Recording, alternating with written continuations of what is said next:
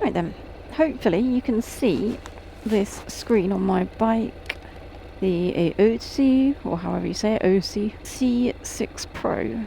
6 inches and a little bit. Nice bright clear screen. It's got all sorts of features to it. I'll list those features in a moment.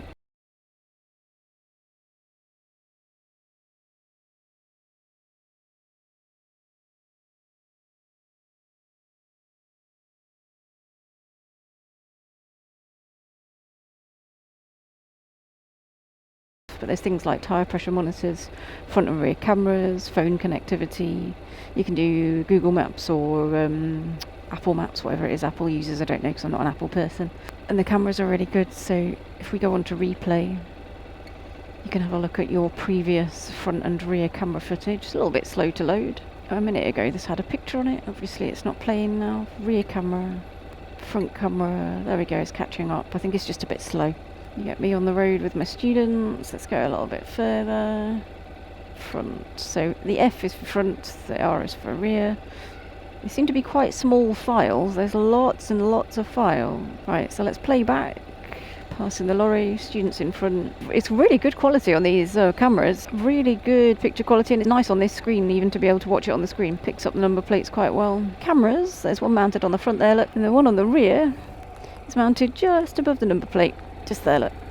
I found the touchscreen is a little bit slow to respond sometimes. You just got to be patient with it. The unit itself should be wired into an accessory wire, which is one that's like a switched wire from your ignition as opposed to going straight on the battery. If you put it straight on the battery, the unit will not turn off. So probably would have been handy to have had an on-off button as well, because then I could have sat here and played with it without the engine running. But I guess the idea is that it doesn't drain your battery. So we've got the mobile phone connectivity, which is interconnect. It goes into your Apple or your Android. If you want to put in your Google Maps destination, you get a map there. It works like normal Google Maps on your phone. So it would be the same if you stuck your phone here, except I quite like having my phone in my pocket rather than having it on the bike. I don't really want it exposed to all the elements, etc. But it does everything that my phone does. Alright, telephone calls. So if I want to make a telephone call, there's my favourites, recents, contacts, more, whatever it is, dial a number, voicemail. All your phone stuff is in there. No notifications, so you click there for your notifications. Oh, that just shows me what would be playing on music or on the map. There's recommendations, they're not actually what I listen to. You press the Android Play Store one, it says there's no playbooks on there at the moment. You go back into Google Maps. It took me a minute a while ago to work out how to get out of this screen. I can't remember what I did. I think it's this little white dot here, look. So it's acting like your home button.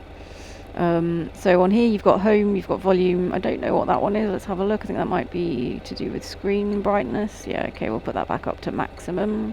Whoops, where's it gone? Oh, and I've now got a phone keyboard up here, look. So I didn't even know it could do that. So I'll just go back to my home button, and that takes you back to your home screen. So here we have the tyre pressures. So the tyre pressure monitors are mounted already. So I've got tyre pressures. Apparently they're not necessarily especially accurate, but they give you a really rough idea of what your tyre pressures are, which is really useful because it's quite handy to know that your tyre pressures are there or thereabouts. You don't really want to know that they're 10 to 20 down, because then you're going to know that you've got yourself a puncture. Mine are currently reading 38 front, 39 back, and I know the back is 42 and the front is about 37, so they're roughly accurate. The Bluetooth connectivity there with your phone, it's saying how to connect basically. So if you click on that and you're not connected, it then tells you how to connect. You've got your screen brightness down the side. You've got a home button to take you back to that nice home screen where you can do anything. Your settings, you can go into your settings, and on all of these you've got all sorts of settings for each of the functions that it gives you. Nope, it's how to lock the screen. I don't want to lock the screen at the moment. Auto brightness is really useful. Let's turn that on instead of having it off, so that if I go into a tunnel it's going to go nice and bright for me. Tyre pressures, so if you go into the tyre pressures, you can set alarms for low and high. You can have it either in PSI or bar. You can also have your temperature of your tyres shown. So you can have a tyre warning, GPS info. So it's got GPS built in. Because it helps with the Google Maps stuff. I think that's through your phone. I think it's just mirroring what your phone does. So I don't quite know what the built-in GPS does on this, because it uses your phone for the Google Map. It would be awesome if you didn't need to use your phone, because it uses quite a lot of battery on the phone when you're screen mirroring your Google Map. So they've got GPS built in. Why not give us a Maps something like a Sat Nav, but then I guess that would be far more expensive, and this is a really affordable price point for what it is. Essentially, it's your phone on the bike without it being your phone on the bike, with loads of really good gadgets and useful bits of information there. And you also get a wired remote if you want to plug it in to be able to press buttons on the go, but then there's always the possibility for you getting distracted, so not necessarily ideal. But the screen is lovely and big, lovely and bright. I wouldn't want it much bigger than this. Even in bright sunshine, it's still great. Driving recorder, so that's back to the current view. So I'm just sitting in Sainsbury's car park. You could take a picture, you can lock or unlock. There's audio, there's replay, there's your settings. So in your record settings, you've got all sorts of things in there. GPS coordinates, so you can see where you were. That's useful with the GPS, so that's what the GPS is doing. I did wonder. Speed GPS, interesting. So you want to be careful with that one. Loop recording, so you can set it to loop record, so you don't have to reset the SD card. It'll just keep recording on a nice loop, a bit like car DVR mode. All in all, it's got a load of functions. So if I go into my phone setting, because I'm all for supermarkets, let's go to Morrison's. See locations. There we go, let's go there. So let's start the navigation. Is it going to talk to me through my headset? I doubt it, because if my phone is connected to that, I don't think my phone can be connected to my headset at the same time. Now that would be cool. So I've got my Cardo Scala Rider attached to my helmet, but is it going to talk to me at the same time? Let me just see if I can connect both. Right, I've managed to connect it to both my Cardo Scala Rider and to the unit, which is really useful. So let's see if the unit talks to me when we're riding. Off we go. Sound is off currently, probably because I usually have the sound off anyway. So can I press it? Yep. Sound is on, alerts only. Let's see what alerts give me. Well, alerts aren't giving me directions. Right, sound is now on. Perfect. So I've purposefully gone wrong. It's telling me to turn right, but it's now coming through on the Cardo unit, which is great. So it's just like having my phone connected, which is perfect. That's exactly what I wanted it to be, which it is. Happy days. Just to mention, this is a sponsored product. The company contacted me and asked me to review it too. So they send you one, you get to keep the unit, and they ask you to review it. And anybody that chooses to buy it gets a discount. So there'll be a link somewhere for you to click on to buy to get your discount if you want to. It's a lovely bright screen. It's a very, very bright day today. The sun's behind me and I can still see this screen beautifully. So it's perfect really. I'm just ignoring the Sat Nav because I'm actually going the other way, but I set it up for the purposes of testing it. Similar to using your phone, the battery drain is probably similar to the phone itself. I don't know how much more it drains for it actually taking it onto the screen. It's possible it's slightly more. So for somebody like me who likes to keep their phone in their pocket and doesn't like mounting their phone on the bike, this is actually perfect. Up until this point I have bought a Sat Nav, so I use a TomTom, but it's only a Sat Nav. It doesn't have all the other good features that this has, and it's showing me how much battery I've got left on my phone, although it's not giving me a percentage, but it's giving me my signal on the phone. You've got the time, and it's showing me the battery's about half, which it is, so about 56% when I put it in my pocket. I haven't played with the music feature yet, so it can show me my music controls. So in a minute I'll stop and see if I can find that part of it. Just like the tour of supermarkets.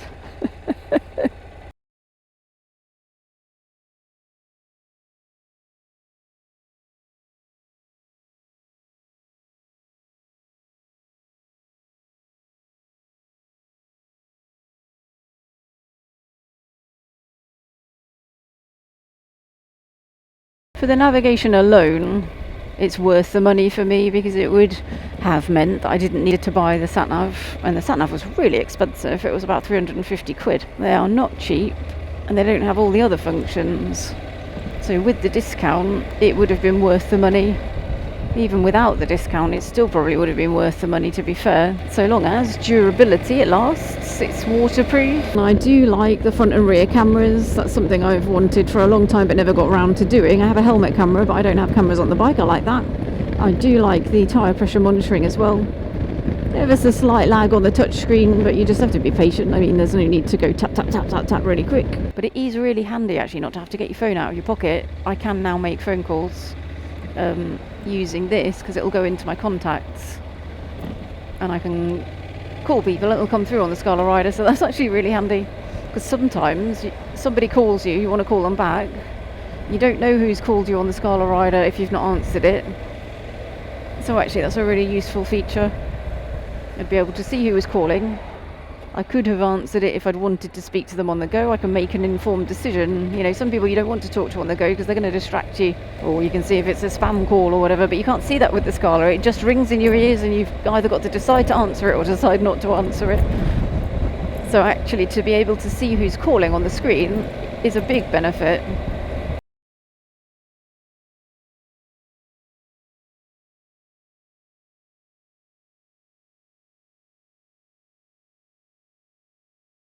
In order to get the memory card in and out, you need to use the tiny weeny little screwdriver that they've given you, which is a little bit faffy, but you can have it on loop record, and if you need to access the footage, it's going to be rare that you need to access the footage anyway, unless you're using these cameras for things like these kinds of uploads, but most people I don't think would use those cameras. Overall, I'm really impressed with the screen quality. The build quality is good. Some people have commented that things like the brackets for the cameras and things like that aren't fantastic, but we didn't find any issues when we fitted mine. And it has got a sort of anti-theft mount, so it's designed to stay on your bike, this mount here for the actual unit, and they give you the correct Allen key, which is a special one, to be able to take it off. Turn the ignition off, unit turns off. It's actually very sleek. I thought it was going to be a bit big on my handlebars, but I quite like it. It's got this nice little sun hood over it and water as well. But it's really quality. I mean, the screen quality is lovely. And I don't mind that there's the odd lag occasionally on the touchscreen. Most of the time it's quite quick, but sometimes it just lags a little bit.